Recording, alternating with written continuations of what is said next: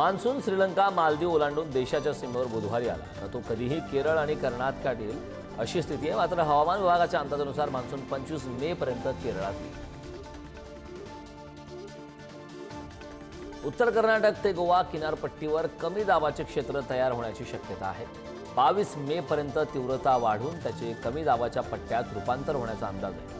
त्यामुळे पुढील 6 ते 7 दिवसात गुजरात, कोकण आणि गोवा, कर्नाटक, केरळ या भागामध्ये मुसळधार ते अतिमुसळधार पाऊस पडण्याची शक्यता आहे।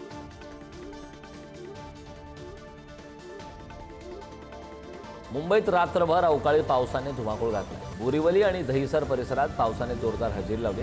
काल सकाळपासून शांत असलेला पाऊस काल रात्रीच्या दरम्यान कोसळला।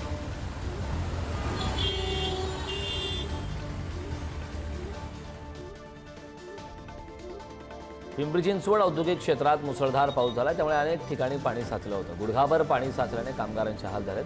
पावसाच्या पाण्यामुळे रस्त्यांना नदीचं स्वरूप प्राप्त झालं।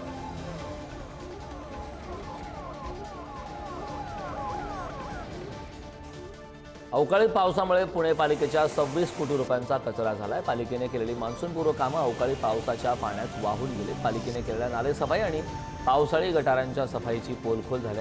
पावसाळ्यापूर्वी ही कामे करण्यासाठी पालिकेने 26 कोटी 50 लाख रुपयांच्या निविदा काढल्या होत्या।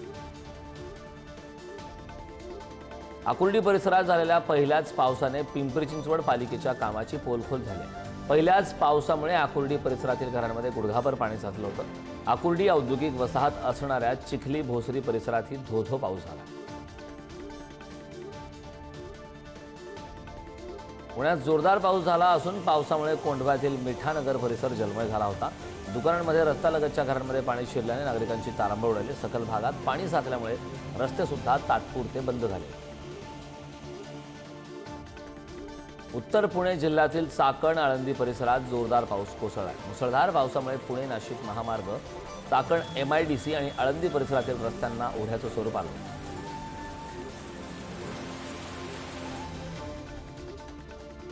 सोलापूर शहरात गेल्या 4 तासाहून अधिक वेळ मुसळधार पाऊस कोसळला, त्यामुळे शहरातील अनेक सखल भागात पाणी शिरले। अनेक रस्ते जलमय झाले होते तर रस्त्यांना नदीचं स्वरूप आलं होतं। तसेच अनेक घरात पाणी शिरल्यामुळे नागरिकांची तारांबळ उडाली। नाशिक शहरासह जिल्ह्याला आणखी 4 दिवस येलो अलर्ट देण्यात आलाय। गेल्या 10 दिवसांपासून जिल्ह्यात अवकाळी पाऊस कोसळतोय। अवकाळी पावसाने जिल्ह्यातील 5,500 हेक्टरवरील शेतीचं नुकसान झालंय। अवकाळी पावसाने झाडांची पडझड सुरू असल्याने अनेक ठिकाणी विजेचा लपंडाव सुरू आहे। काल नाशकात मुसळधार पाऊस कोसळला। या पावसामुळे गटारीतले पाणी पुन्हा एकदा थेट गोदावरी नदीत मिसळले। पावसाळ्यापूर्वी महापालिका प्रशासनाने केलेले काम आणि केलेले दावे पुन्हा एकदा फोल ठरले। शहरात अनेक ठिकाणी रस्त्यावर पाणी साचल्याचं चित्र दिसतं।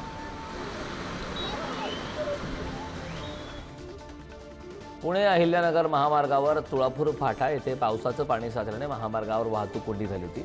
रस्त्यावर साचलेले पाणी काढण्यासाठी स्थानिक प्रशासनाला सेफ्टी टँकर उतरावे लागले। टँकरच्या साहाय्याने पाणी काढताना प्रशासनाची धांदल उडाली तर रस्त्याच्या कामावेळी गटार लाईन व्यवस्थित न झाल्याने ही परिस्थिती ओढवली। अवकाळी पावसाने नाशिक जिल्ह्याला चांगलं झोडपलं। पावसामुळे शेती पिकांचं मोठ्या प्रमाणात नुकसान झालंय। कांदा, फळबागांसह भाजीपाल्याचं सुद्धा मोठ्या प्रमाणात नुकसान झालंय। काढणीला आलेला कांदा, केळी याचं इतर पिकांचं नुकसान झालंय। त्यामुळे तत्काळ पंचनामे करून आर्थिक मदत देण्याची मागणी शेतकरी करतात। साताऱ्यातील माण तालुक्यासह फलटण वाईचा पाण्याचा प्रश्न मिटणार आहे। जलसंपदा मंत्री राधाकृष्ण विखे पाटील यांच्या अध्यक्षतेखाली झालेल्या बैठकीत नवं धरण बांधण्याबाबत निर्णय झालाय। महाबळेश्वर येथे नवे धरण बांधण्याच्या कामाला सुरुवात झाली। कोकणामध्ये सुरू असलेल्या अवकाळी पावसामुळे कोकणाचे सौंदर्य बहरून गेले। रत्नागिरीतील प्रसिद्ध पर्यटन स्थळ असलेला मार्लेश्वर धबधबा ओसंडून वाहतो। या धबधब्याची भुरळ पर्यटकांना पडते।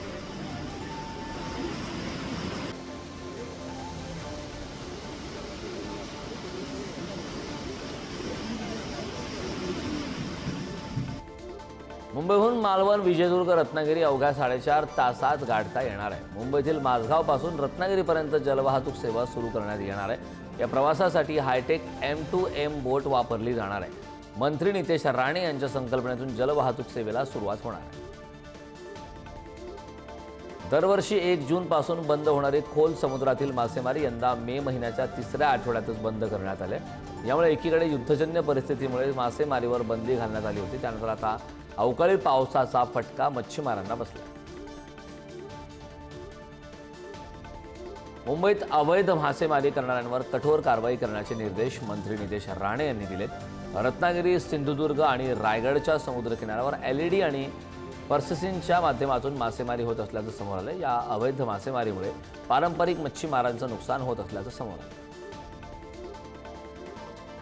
सिंधुदुर्गातील देवगड बंदरात मच्छीमारांच्या नौका दाखल झाल्यात. पुढील 2 ते 3 दिवस समुद्रात न जाण्याचं आवाहन केल्याने मच्छीमार परतलेत.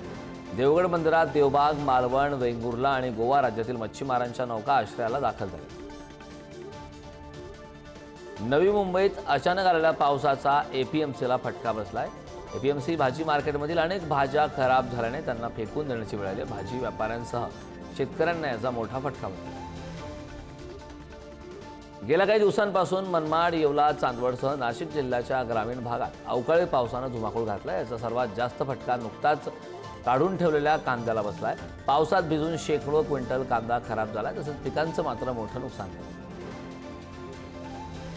मान्सून लवकर दाखल होणार असून अवकाळीला सुरुवात झाल्यानं खोल समुद्रातील मासेमारी बंद झाली. त्यामुळे बाजारात सुकी मच्छी खरेदीसाठी नागरिकांची गर्दी होते. गतवर्षीपेक्षा यावर्षी सुक्या मच्छीचे दर 10% वाढले. कोल्हापूरच्या पंचगंगा नदी घाटावर संभाव्य पूर परिस्थितीमध्ये बचावकार्य आणि बचाव प्रात्यक्षिके यांचं सादरीकरण करण्यात आलं. कोल्हापूर महानगरपालिका अग्निशामक विभागामार्फत हे सादरीकरण करण्यात आले. तर अग्निशामक दलाचे सर्व जवान, अधिकारी आणि कर्मचारी यामध्ये सहभागी झाले.